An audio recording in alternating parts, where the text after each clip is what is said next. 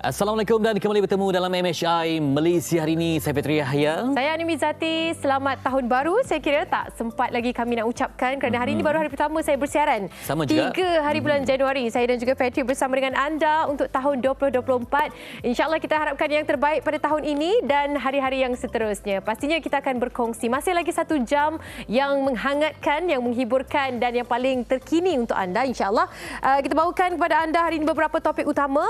Antaranya merupakan My Digital ID. Itu antara topik utama yang kita nak bawakan, telah pun dilancarkan dan kabarnya akan memanfaatkan masyarakat di luar sana bergerak kepada era digital ini. Pastinya penting untuk kita fahami tentang My Digital ID. Okey, pagi ini kalau anda yang menyaksikan kami dari daripada utara ke selatan, timur, barat, Borneo dan segenap isi tanah kita yang bertuah ini, semoga mendapat manfaat daripada apa yang kami kongsikan, sebab kita ni di zaman yang perlu berubah. Kadang-kadang kita tak nak berubah tapi perlu dengan seiring zaman. Contoh nanti ada pergerakan melibatkan digital ya. Kalau kita rasa macam selesa dengan benda yang lama, tak boleh sebab kita berkembang ke arah yang lebih baik untuk kebaikan masyarakat. Sedangkan kita tengok di setengah negara yang maju, mereka warga emas pun turut sama menyertai gelombang perubahan. Kalau dah kita rasa makcik ni tak naklah sebab menyusahkan, biar kita susah sekejap daripada kita dah dapat manfaat di kemudian hari. Sebelum kita tengok macam kita laman sosial, ada yang kata okey, laman sosial ni untuk tujuannya menari sahaja. Tapi telah pun berubah, ramai yang perolehi manfaat perniagaan, promosi macam-macam benda sampai informasi yang lagi lebih terkini sebenarnya berbanding dengan apa yang anda saksikan sekarang ini. Sebenarnya anda dapat daripada platform media sosial anda. Kita akan mulakan sedikit beberapa perkongsian di dada-dada akhbar. Kita mulakan dengan berita harian terlebih dahulu. Ini dia, padu elak ketirisan agihan subsidi dan juga bantuan yang telah pun dilancarkan semalam. Ini merupakan antara platform yang terbaik. Ini dia halaman hadapan sekali yang kita kongsikan bersama dengan anda. Pangkalan data utama ataupun padu adalah hub data negara yang selamat dan komprehensif untuk mengelakkan keciciran dalam pengagihan bantuan subsidi kerajaan. Selain mengelakkan ketirisan serta memastikan agihan secara adil kepada rakyat yang berhak, malah akan membantu kerajaan capai sasaran defisit fiskal antara 3.0 hingga 3.5% pada 2025. Itu dia. Sebab kadang-kadang orang tu dia macam gaji memang B40 tetapi ada aset yang pelbagai. Sebab itu antara lain disebutkan bahawa rakyat yang tanpa slip gaji juga boleh dikesan seandainya ada sumber pendapatan perniagaan. Dan ini membolehkan satu taksiran yang lebih meluas, yang lebih adil saksama, sebab seorang dia cuba untuk sembunyikan pendapatan dan menyebabkan dia kejar-kejar untuk mendapatkan subsidi bantuan, sedangkan ada aset yang pelbagai. Jadi cuba sebaik mungkin untuk mendapatkan satu data yang holistik pada setiap rakyat yang layak dipertimbangkan. Okey, seterusnya kita nak kongsikan juga bersama dengan anda. Ini dia sedikit perkabaran dari luar negara. Halaman hadapan ataupun pertengahan sekali di page antarabangsa ini berkongsi tentang keadaan yang begitu panik sekali bagi penuntut penuntut Malaysia, pelajar-pelajar Malaysia yang menuntut di Niigata, Jepun. Sambutan tahun baru penuntut Malaysia bersama dengan 4 rakan di Niigata bertukar cemas. Kabarnya di sini mereka menyangkakan ia gempa bumi biasa yang seperti mana sudah banyak kali berdepan dengan pengalaman itu sepanjang menuntut di negara matahari terbit terbabit, tetapi kali ini lebih seminit. Jadi mereka agak panik. Ingatkan selepas keluar amaran gempa, keadaan reda, tetapi kemudian keluar pula amaran tsunami. Itu yang merisaukan mereka, tapi alhamdulillah segalanya selamat. Apa yang dikabarkan oleh penuntut-penuntut Malaysia yang berada di sana, dan juga dikongsikan di sini beberapa gambar dengan keadaan bangunan-bangunan yang nampak sengit di situ dan juga beberapa kawasan yang hancur hampir 90%. Ini adalah antara yang dikongsikan dan kita harapkan yang terbaik juga. Kalau anda perasan di halaman 25 di belah kanan tu ada sedikit headline, Anwar isteri Zahir rasa simpati. Sebenarnya di bahagian bawah tu ada sedikit informasi yang dikongsikan untuk rakyat Malaysia yang berada di sana untuk bantuan konsular, boleh menghubungi Kedutaan Besar Malaysia di Tokyo. Di beberapa lain disebutkan juga penduduk mengalami gangguan bukan hanya elektrik tapi juga gangguan air, dan ada video yang menunjukkan bahawa tanah seperti bernafas, yang mana kita perhatikan tanah itu memang konkret tetapi ada pergerakan yang tenggelam timbul. Jadi pastinya mereka bersiap sedia dengan sebarang kemungkinan yang berlaku selepas ini, sebab amaran telah pun diberikan sentiasa dalam keadaan siap siaga. Jadi dengan segala kepakaran, teknologi, pengalaman, kita harapkan pengurusan yang lebih baiklah, dapat yang terbaik, sebab nyawa-nyawa yang terdapat di sana perlu kita lindungi melalui semua bahan-bahan yang kita miliki. Baik, itu dapat kita kongsikan dalam dan luar negara. Tadi kita dengan padu supaya anda memberikan maklumat yang jujur, integriti anda diuji dan memberikan maklumat yang terbaik, dan juga tadi tentang ancaman tsunami. Ya, kali ini kita nak kongsi pula bersama dengan anda apa yang tular di media sosial. Jadi kami di MHI ingin membawakan sedikit kompilasi video untuk anda sama-sama saksikan bersama dengan kami. Saksikan. Okey, ini aku nak nyanyi lagu Biarkanlah saja ku terus merindu dirimu. Tak ada abang, saya gurau je bang. Tapi abang jangan risau pasal kesunyian tu bang. Ni kalau kejut lelaki dia lihat bangun sahur ni sweet je nanti. Kau sabar ajak aku bagi kau bayangan. Bang, bangun bang. Dah sahur. Bang, bangun. Kita sahur sama-sama bang. Bang, bangun bang. Alfians Kejaya. Bang, bangun. Bang, tak nak bangun ke bang? Bang, bangunlah bang. Aku penat kejut dengan ni bang. Kau bangun sekarang. Okey, itu bukan main-main ya, sebab itulah keaslian suara seorang gadis. Memang dia nampak jelita, tetapi kalau anda perhatikan memang mengikuti ikon beliau. Betul. Memang suara dia memang macam tu. Dan yang garau. Kita rasa macam itu merupakan suara suntingan yang dilakukan terhadap video tersebut. Dia tak miming ya, itu memang suara yang bukan, sebenar. Bukan, itu suara sebenar. Jadi kita tak naklah sentiasa tengok di alam maya saja kan. Kita cuba untuk bawakan walaupun secara maya tapi secara langsung kita nak bawakan kepada anda semua. Ini dia Nur Nazrah Abdul Samad, si empunya badan. Itu dia. Assalamualaikum. Kami Nazrah bertemankan bonda tercinta Zawiyah Hashim. Salam puan. Ya. Assalamualaikum. Itu dia. Kita nak dengarkan suara juga Nazrah terus sekali. Nazrah. Ya saya. Oh, dari semasa uji suara saya ingat petugas praktikal kami. Tapi memang Nazrah rupanya. Okey. Macam mana sejarahnya ketika anda kan gadis yang membesar kan? Mungkinkah di zaman sekolah korang dah ada suara yang garau macam ni ataupun macam mana? Bila perasan suara ni memang kekal sehingga ke sekarang? Suara saya mula crack waktu umur saya 17 nak ke 18. Waktu saya bercakap, suara saya akan ada macam crack, macam sampai tak sampai macam tu. Sampai umur saya 18 tahun memang completely dah rasa lain. Bila bercakap pun rasa garau, rasa getaran dekat sini. Macam tu. Sebelum tu memang suara lain ke? Sebelum masa saya sekolah, suara saya macam perempuan biasa juga, macam kawan-kawan saya yang lain. Suara high pitch, suara merdu lah. Tiba-tiba jadi suara bass kan. Lepas 18 tahun tu suara terus bertukar. Ya. Okey, ada pernah tak? Yalah, sebab kita nak tahu juga mungkin ada setengah kondisi ini dirujuk kepada mereka yang lebih pakar lah, seperti doktor dan sebagainya, untuk anda mengetahui kenapa suara anda berbeza dengan wanita lain. Pernah buat pemeriksaan ke macam mana? Pernah tu, tapi bukan dekat doktor-doktor yang pakar sangat lah. Macam saya pergi klinik nak cek sama ada tonsil ke, ada masalah ataupun kotak suara ke, tapi tak ada. Alhamdulillah tak ada lah. Tak ada lah. Okey. Memang dilahirkan dengan keistimewaan sebegitu. Bagaimana reaksi ibu bila anak masa remaja kita fikirkan nama, bila kita sebut nama Nazrah kan, kita bagaikan suara yang kelembutan, keayuan kan. Jadi mak terkejut tak bila tengok kenapa makin lama makin kasar garau ni? Mungkin ibu dapat komen sikit ya, Puan Zawiyah? Mula-mula macam tak percaya tu. Sekali betul ke macam adik ni buat-buat je. Kadang-kadang sampai tengok, Dek, kenapa suara macam tu? Cakap, kenapa buat suara macam tu? Awak ni perempuan je kat kita. Dia lembut sikit. Habis dia nak buat macam mana, Mak? Memang dah suara adik macam ni. Ya ke? Okey, Nazrah ada berapa adik-beradik? Saya anak tunggal. Anak tunggal. Oh, okey. Okey, bila dengan sama keluarga mungkin boleh faham lah. Tapi bila dah keluar jumpa kawan alumni ke, reunion ke, mesti tu atau orang pelik tu, kenapa ni Nazrah buat? Ada tak macam tu reaksi yang terkejut ke macam mana? Memang ramai lah. Kalau kawan-kawan saya yang baru-baru saya kenal kan, macam kawan-kawan tempat kerja, diorang mula-mula akan rasa kekok macam, kau ni suara kau lelaki sangat lah macam tu. Tapi lama-lama diorang dah boleh adapt lah dengan suara saya. Tapi kalau strangers memang diorang akan pandang saya pelik lah, macam 2-3 kali pandang nak yakin. Okey, sebabkan suara tu memang dia dah tak boleh nak selindung lagi. Dia tak ada garau-garau tau. Dia memang 100% suara lelaki. Kalau saya tak melihat wajahnya memang sebab suara awak macam suara seorang kawan saya lah.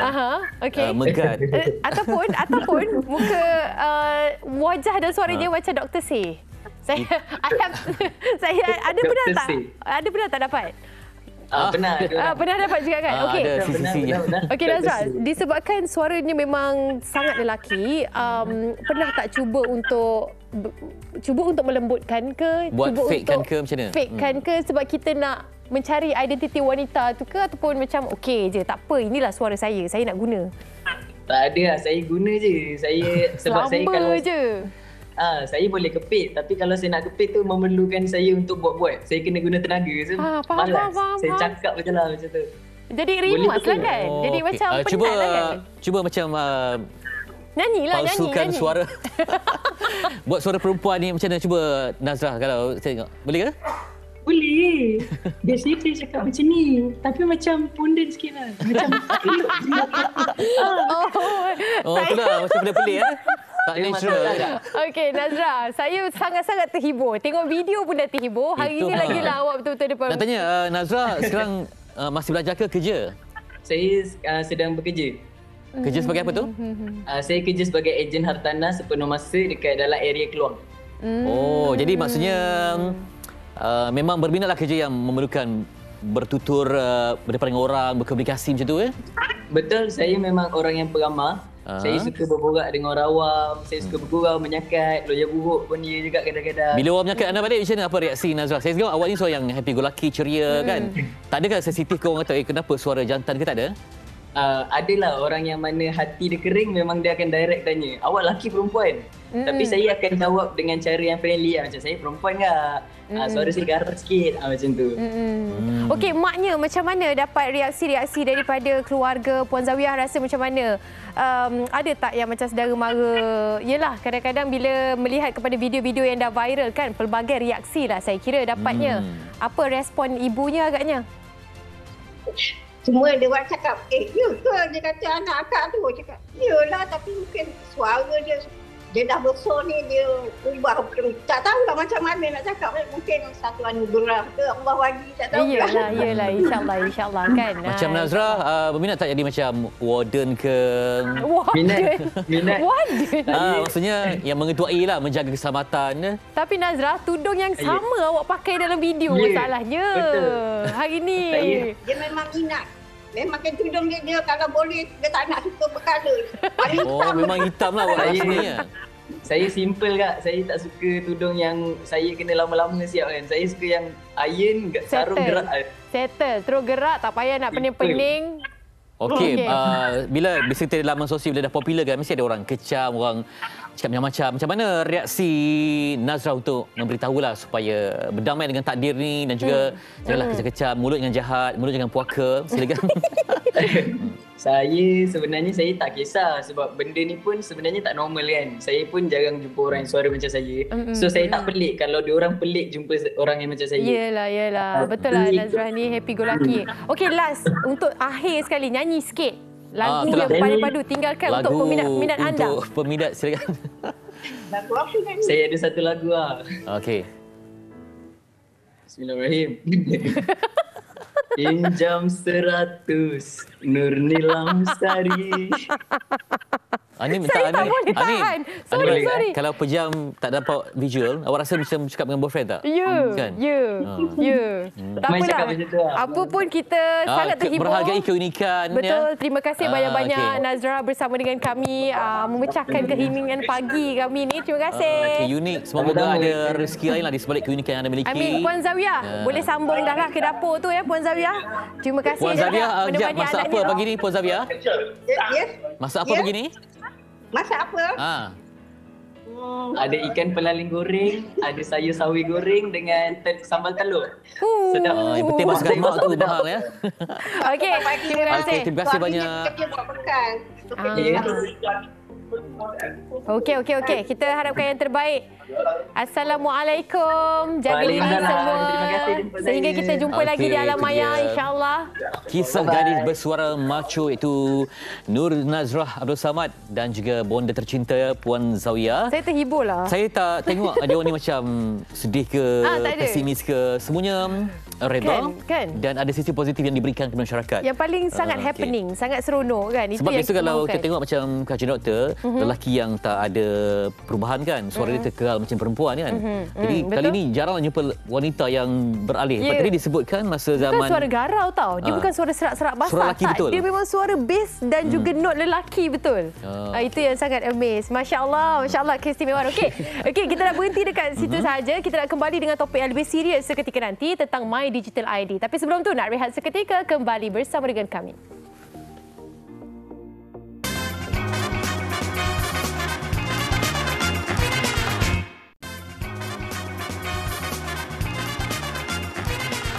Kembali di Malaysia dan kita nak bawakan kepada anda untuk merubah perspektif dan juga landscape kita berinteraksi, berkomunikasi dan berurusan pada masa hadapan yang memerlukan kepada dunia digital sepenuhnya. Ya, dan pastinya kita dah pun diwar-warkan tentang perkara ini, tentang My Digital ID telah pun dilancarkan oleh Yang Berhormat Perdana Menteri Malaysia Datuk Seri Anwar Ibrahim dan juga telah pun mendaftarkan diri dengan identiti digital. Kita nak tahu lebih lanjut bagaimana ianya dapat dimanfaatkan bersama. Kita ingin anda sama-sama saksikan, ini dia sewaktu pelancaran My Digital ID yang telah pun dilaksanakan. Jadi Perdana Menteri menjadi individu yang pertama untuk menggunakan teknologi ini supaya dapat dipraktiskan nanti insya-Allah sampai ke segenap pelosok negara dan semua lapisan masyarakat dapat menikmatinya. Dan bagaimana ia berfungsi dan juga bagaimana ia memberikan maklumat apa yang ada dipaparkan.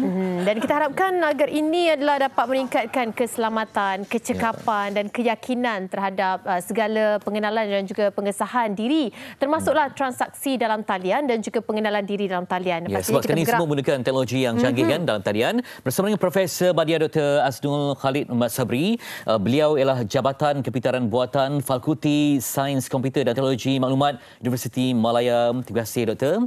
Sebab itu untuk pagi ini. Ya, Doktor. Okey, Doktor, kita nak mulakan dengan mengetahui tentang My Digital ID. Apakah itu yang dikatakan tentang My Digital ID? Silakan, Doktor. Okey, so My Digital ID tu kalau kita ikut untuk pengenalan diri kita dalam secara fizikal, sebenarnya kita menggunakan MyCard. Kalau kita pergi berurusan dengan bank, the way it works is kita pergi ke bank, kita bagi MyCard and then kita present at the counter kan. And then bila kita nak buat sebarang transaksi, mungkin kita kena tanda tangan. Tapi untuk transaksi yang orang kata security level dia lebih tinggi, kita kena gunakan cap jari. Itu kaedah di dalam dunia nyata. And is accepted as a standard lah sebab orang percaya maklumat yang ada dekat MyCard tu ia mengandungi maklumat diri kita personal yang orang kata berdaftar dengan Jabatan Pendaftaran Negara. Dan juga ada maklumat biometrik termasuk maklumat muka kita pun ada, tapi sekarang ni most of the time kita guna fingerprint lah ya. Jadi isu dia sekarang macam mana kita nak translate the same process tu ataupun orang kata nak gunakan kaedah yang sama dalam proses digital. Kan? Sebab kalau kita nak berdepan dengan komputer, kita nak buat login dekat website-website ataupun portal-portal kerajaan yang mana kita kena submit maklumat peribadi, kita tak ada fingerprint kat rumah kan. Betul. So macam mana kita nak buat? So dekat situlah tercetusnya orang kata kegunaan My Digital ID ni, something yang can replicate, benda yang boleh mereplikakan konsep penggunaan MyCard dan di dalam dunia nyata tu. Itulah cara orang kata kefahaman sekilas. Jadi bagi mereka yang langsung tidak ada gambar yang tepat kan. Jadi sejauh mana dia punya practicality dalam zaman yang orang kata yalah berdepan dengan orang takut scammer, orang takut macam tahap keselamatan kan. Jadi macam apa yang dijanjikan dengan teknologi terbaru ni? Okey, jadi kalau kita tengok My Digital ID ni, dia memenuhi tahap security yang paling tinggi. Kalau kita ikut standard international lah, actually in US tapi it's accepted dekat peringkat global, NIST, kaedah My Digital ID ni memenuhi IAL3, Industry Assurance Level 3. Sebab macam yang kita tengok dalam video tadi semasa Datuk Seri Anwar hendak register untuk mendapatkan My Digital ID tu, seseorang tu perlu hadir secara fizikal ke kios. Untuk kali pertamanya untuk dapatkan ataupun activate ataupun register for the My Digital ID tu, dia kena hadir secara physical presence. IAL3 tu maksudnya dia kena hadir secara presence untuk buktikan diri dia wujud. So and then masukkan MyCard, okay, and then kena ada satu token juga which is the password, and then dengan fingerprint verification. Itu level security yang diperlukan. Jadi benda yang orang kata memudahkan selepas ini adalah sebenarnya sama juga kita akan memerlukan kita punya registered device tu dan kita memerlukan kita punya password. So dia two factor authentication. Tapi orang akan tanya apa beza dengan sebelum-sebelum ni kan. Orang dah pakai OTP, one time password. Ada orang pakai PIN yang issued real time. Yang bank dah gunakan ya. Betul. Jadi sekarang ni konsep dia adalah orang kata single sign on. So untuk semua portal kerajaan ni kita hanya pakai satu password, satu device. Oh, senang, dia integrated lah. Tak perlu lagi kita nak tak adalah isu-isu lupa password untuk aplikasi ini dan sebagainya. Okey, adakah ini juga kita perlu khawatir tentang keselamatan dari sudut data-data yang diperolehi oleh setiap jabatan ini? Apa yang sering kali kita dengarkan kan, walaupun kita tahu ianya berada pada tahap keselamatan yang tinggi, bagaimana untuk memberi fahaman kepada masyarakat luar sana yang sebenarnya ini bukanlah dalam masa memudahkan mereka, tidak mengganggu gugat keselamatan data peribadi. Okey. Dia sebenarnya kalau kita tengok seperti yang Anim cakap tadi tu, betul lah dia mempunyai tahap keselamatan yang tinggi sebab dia avoid konsep biasa orang bila scam ni dia ada satu terma yang dipanggil phishing. Phishing ni sebenarnya dia akan cuba mencuri password kita. Dia akan cuba mencuri password kita. Tapi dalam konteks ni tak ada lagi phishing sebab bila kita nak log in kepada portal tersebut, kita ada two factor tu. So dia bukan sahaja memerlukan kita punya password tapi memerlukan device kita juga. Dan kalau dia nak replika kita punya identity tu, dia kena copy the whole process. Maksudnya lama lah, fingerprint tak boleh lah. Sebab kan ingat masa kita nak register tadi kita kena pergi kios dan sebagainya. Okey, itu satu. Maksudnya dari segi keselamatan memang pada keselamatan yang tertinggi. Second, kita kena asingkan konsep pengkalan data dengan proses autentikasi dan verifikasi ataupun keselamatan membuktikan pengenalan diri tu. So My Digital ID ni dia berada di lapisan pembuktian identiti tu. Dia bukan dekat pengkalan data. Faham. So macam kita beli sistem ataupun yang membolehkan kita mengunci data lah. Tapi kita tak bertanggungjawab untuk yang pengkalan data tu. Sebab kalau sekarang kita tengok inisiatif kerajaan ada dua. My Digital ID dengan PADU. PADU tu yang orang kata pasal pengkalan data dan sebagainya. Sosioekonomi. Faham. Okey. Jadi untuk yang ke hadapan ni, apa progres yang dijangkakan mampu untuk memberi manfaat kepada rakyat? Okey. Sebenarnya potensi untuk teknologi ni sangat besar lah. Macam yang cakap tadi, kita boleh akses ke sebarang portal menggunakan satu kaedah yang sangat selamat. Tapi orang kata moving into the future, lebih kepada masa depan, kita banyak berdepan dengan orang kata kita kena sign dokumen secara digital. Kan? Sekarang ni kalau kaedah kita macam even orang Korea datang rumah pun kita kena sign digital kan. Tapi kita sign digital tu is based on trust sebenarnya. Orang tu datang rumah, dia tengok kita pun sign. Tapi kalau konsep My Digital ID ni particular application tu, aplikasi yang digunakan oleh yang perlu tahap privasi ataupun keselamatan tinggi tu, boleh menggunakan teknologi My Digital ID tu untuk memastikan kita adalah kita yang sign. Tak ada orang bukan boleh wakil ke apa semua. bukan wakil. Okey, contoh kalau peranti hilang. Apakah antara perkara yang perlu dirisaukan? Sebab semuanya berada dalam peranti, kan? Two authentication tu termasuklah peranti dan juga anda yang mengetahui password. Jadi bagaimana? So konsep dia sama macam iCard. At any time dia kena pergi revoke ataupun tarik balik hak untuk penggunaan peranti tu dan dia kena register balik dekat kios tu. Sama macam iCard tu bila hilang kita kena pergi pejabat polis, kita pergi di JPN, kita kena repeat the same process. Ibaratnya kita punya kad tu hilang lah. Proses yang sama. Betul. Okey, hilang dalam simpanan, buat report dan sebagainya, ulang balik proses tersebut. So kalau orang tanya hilang phone, orang risau kan. Sama macam hilang MyCard lah. So that's the level yang kita kena jagalah. Takkan kita nak hilang MyCard kita pula kan. Betul. Jadi apakah Dr. rasa cabaran untuk kita untuk migrasikan ke satu tahap yang kita mahukan teknologi yang tinggi, yang pada tahap yang paling komputer negara maju, tapi mungkin ruang penolakan yang ada untuk kita sampai holistik bukan mudah ya untuk capai ke semua peringkat di pedalaman dan sebagainya. Sebab saya sebagai seorang ahli akademik, of course saya impikan satu masyarakat yang orang kata menggunakan teknologi pada tahap yang tertinggi bekerjasama memberikan So kalau kita tengok kerajaan punya moving forward ni, saya pun daripada Fakulti Kepimpinan Hambatan. So kerajaan dah luluskan dana sebanyak 20 juta untuk wujudkan fakulti AI dan sebagainya. So semua ni adalah inisiatif-inisiatif yang disambut baiklah oleh komiti akademik. Tapi apa yang saya nak katakan adalah benda potensi for the future, konsep e-government, e-kerajaan. So sekarang ni kita dah selangkah lebih dekat. Maksudnya konsep madani itu atau pemberian dana ataupun sebagainya akan mudah lagi dilangsungkan pada masa hadapan. Terasa kalau PRU orang guna tu boleh? Particular. I mean technically tanpa kehadiran technically should be okay. Sebab benda tu dah dilakukan dekat Estonia, voting dan sebagainya. Voting kan. Okay. So tapi macam yang Fitri dengan Anim cakap tadi, dia punya kekangan lebih kepada adoption sekarang. Yalah, adaptasi. Ya. Okey, kita nak raikan juga komen daripada melalui penonton Facebook kita. Jom sama-sama kita lihat dan juga bacakan, memberi respon sebab kita ada live juga di Facebook. Ini dia. Daripada Lee Chaulan, My Digital ID, kalau kena scam, siapa yang nak bertanggungjawab? Dahlah guna satu password saja. Okey, tapi sebelum tu kita dengarkan pula daripada Zahid Paan. Kata selamat, tapi maaf saya tak percaya. Sekarang kan zaman hacker dan scammer. Masa saya belajar di kolej dulu, banyak kali masuk berita akaun bank online kena hack. Jadi ramai orang duit simpanan mereka hilang. Saya kira inilah cabarannya kan, untuk memberi pahaman dan juga adaptasi tadi. Betul. Yang cara kita kongsikan. Sedikit komen daripada doktor sendiri. Itulah, kalau bila kita nak orang kata educate the public berkenaan teknologi tu, kita kena yakinkan mereka daripada segi evidence and proof. Jadi I think langkah PMX becoming the first My Digital ID holder tu is a very significant milestone. Sebab maksudnya PMX pada level tertinggi percaya.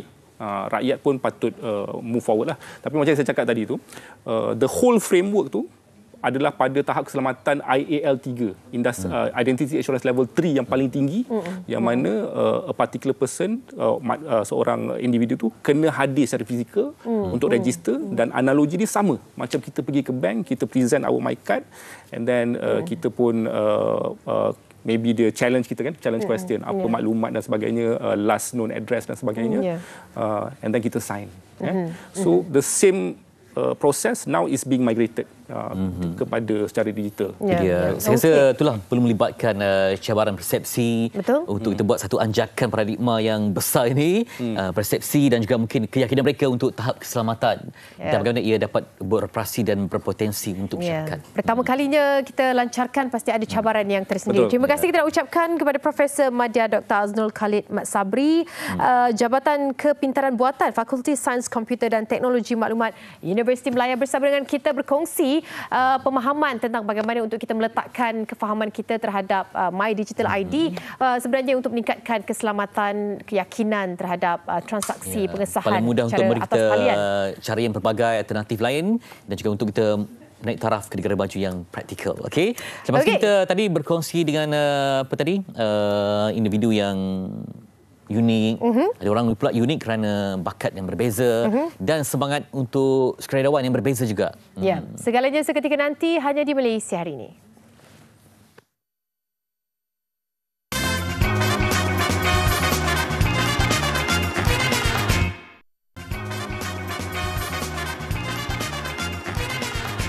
Okey, kembali kita di Malaysia dan kita nak bawakan bagaimana situasi perkembangan apa yang berlaku dalam Malaysia. Ayo sama-sama kita saksikan di Jabatan Meteorologi Malaysia keadaan cuaca pada ketika ini. Tak boleh pula. Okey, ini dia.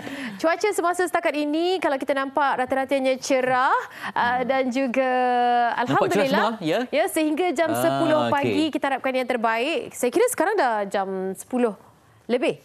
Nampaknya semuanya bercahaya, nampak selain daripada itu, ayo sama-sama kita saksikan. Mana lagi? Tak ada lagi? Keadaan tu. Ini dia. Macam mana pula? Ribut petir nampaknya di Tawau, Hadatu dan juga Sandakan. Kita bertangan juga Sandakan. Jadi setakat pagi ini nampaknya cuaca keadaan yang baik dan juga selamat. Jadi ada perhatikan di Meteorologi Malaysia untuk dapatkan yang terkini dan juga yang paling sahih. Okey, kita harapkan yang terbaik, segala perjalanan anda dapat dirancang dengan sebaiknya. Okey, kita nak bersama dengan Encik Raja Syamri Raja Hussein selaku NGO yang menggerakkan bantuan untuk membantu mereka mangsa banjir di Pasir Putih, minta maaf saya. Pasir Putih, Kelantan. Assalamualaikum Abang Raja. Waalaikumsalam Fitri dan adik saya di studio. Terima kasih. Nampaknya dah 10 tahun berjuang ya. Setiap kali adanya cabaran seperti banjir ini, anda bersama dengan pasukan ke hadapan.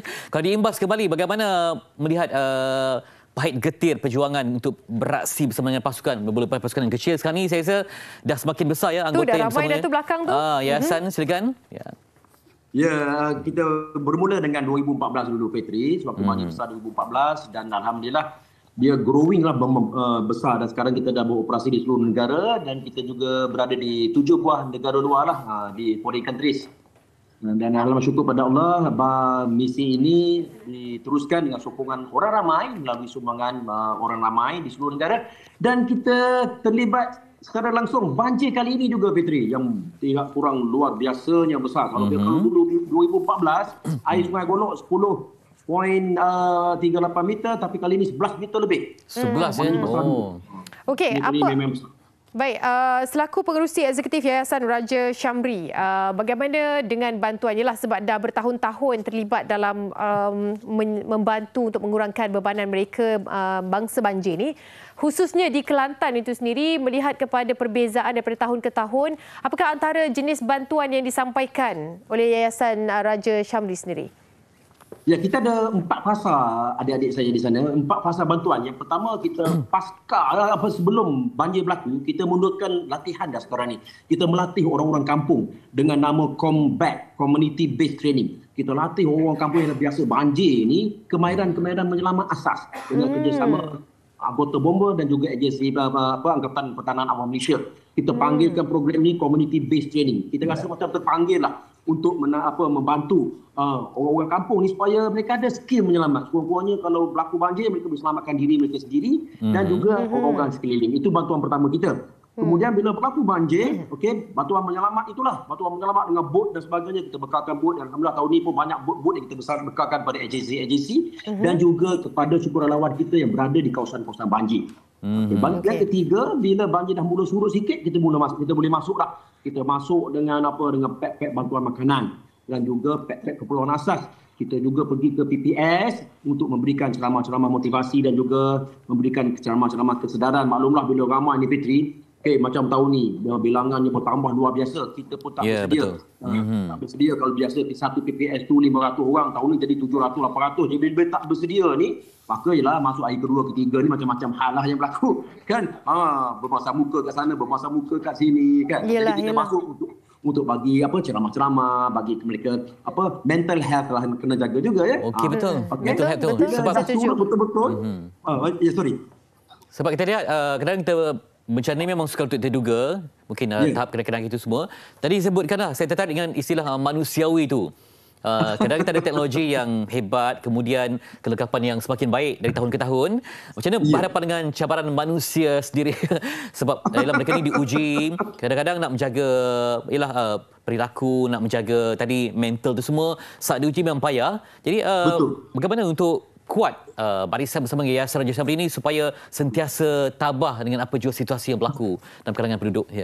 Yang pertama sekali, kita kena sentiasa ada sesi untuk pembangunan sukarelawan kita juga. Kita berikan latihan kepada sukarelawan kita juga. Dan alhamdulillah kita mendapat kerjasama daripada JKM, mendapat kerjasama daripada pelbagai institusi termasuk daripada UUM untuk menyediakan. Mereka ada kepakaran tentang kerja sosial ini. Jadi kita hantar sukarelawan-sukarelawan kita untuk mendapatkan ilmu tentang kita nak handle crowd yang dalam keadaan getir dan dalam keadaan musibah. Di samping itu, kita juga Fitri, suka memberitahu banjir sebenarnya di Kelantan ini dia di seluruh negara dah semakin surut. Walau bagaimanapun, dia bukan kata dah habis tau. Mesti bantuan ni masih berterusan. Kerana di tempat kita ni, mereka dah sebulan lebih terputus bekalan makanan. Sebulan lebih tak kerja. Kalau penulis getah dan juga pekerja buruh binaan ni, bila dah sebulan lebih tak kerja, memang tak ada duit. Memang tambah pula sekarang musim persekolahan baru buka dan sebagainya. Di situlah saya menyerulah rakan-rakan NGO di luar sana, datanglah untuk sama-sama kita bantu sekadar yang termampu, mereka yang memerlukan. Okey, Encik Raja, bagaimana untuk memastikan setiap daripada mereka itu dapat dicapai untuk memberi bantuannya? Sebab kita faham kan kadang-kadang di kawasan-kawasan yang terputus berkalan elektrik dan sebagainya, terputus hubungan. Jadi bagaimana antara langkah yang diambil oleh pihak yayasan sendiri untuk memastikan mereka semua dapat bantuan yang ingin diagihkan? Yang pertama, kita telah latih mereka di peringkat awal sebelum banjir berlaku dan telah kenal pasti wakil-wakil kita di kawasan-kawasan banjir ini untuk menyalurkan maklumat yang tepat tentang siapa yang sebenarnya yang betul-betul terkesan. Sebab kita tidak mahu juga orang kita dekat veteran kadang-kadang suka ambil hak orang.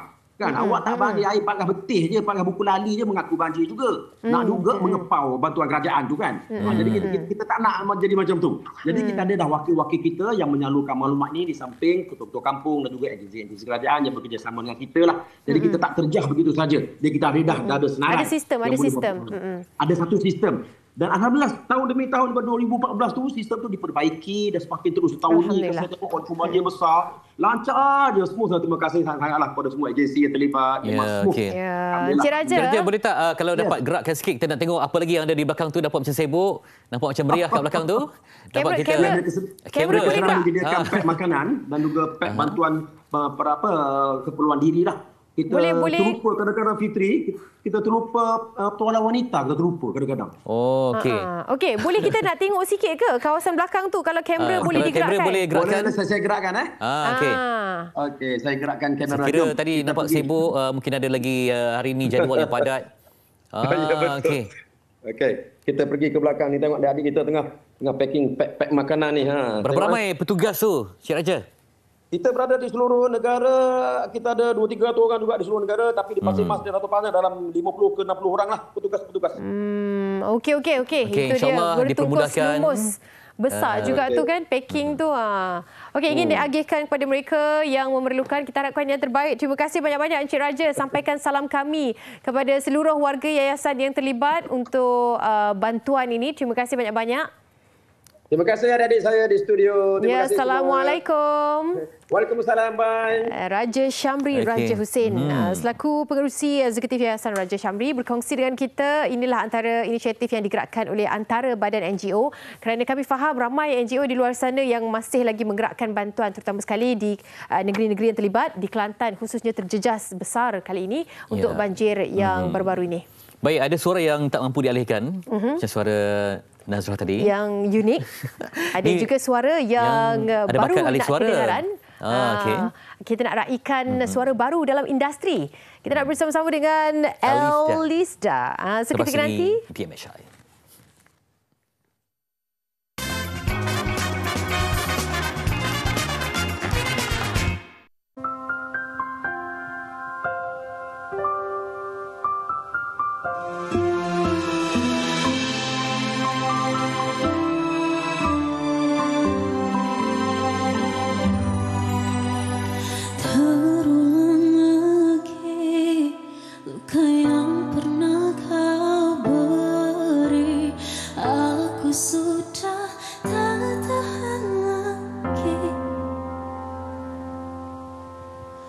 Rasa cintaku kini sudah menghilang. Ku tak ingin lagi denganmu. Dan kini aku salah menilai dirimu. Ternyata aku salah mencintaimu.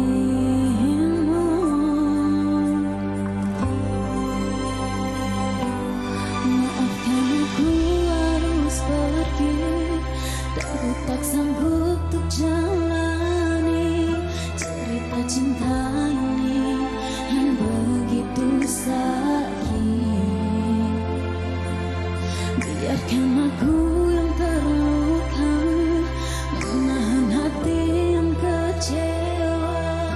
Pergilah kau pergi dan tak usah kembali. Aku harus pergi.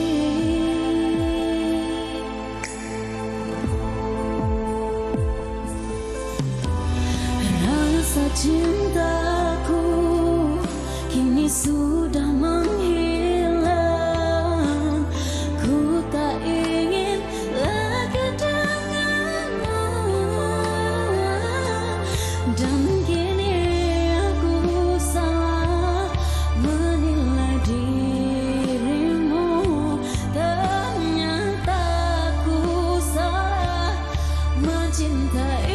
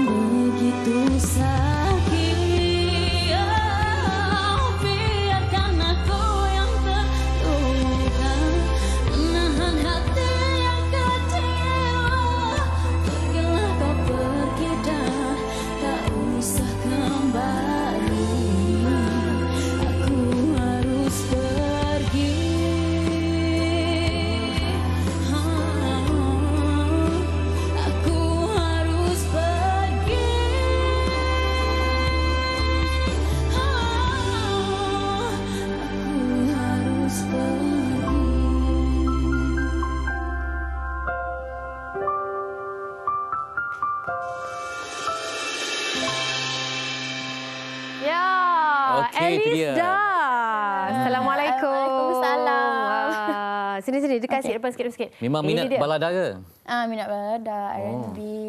Oh, okey. Balada R&B, tapi sebelum tu kita nak kenal juga dengan Elizda kan. Macam mana Elizda pernah boleh muncul dalam industri? Okey, saya minat menyanyi daripada sekolah rendah.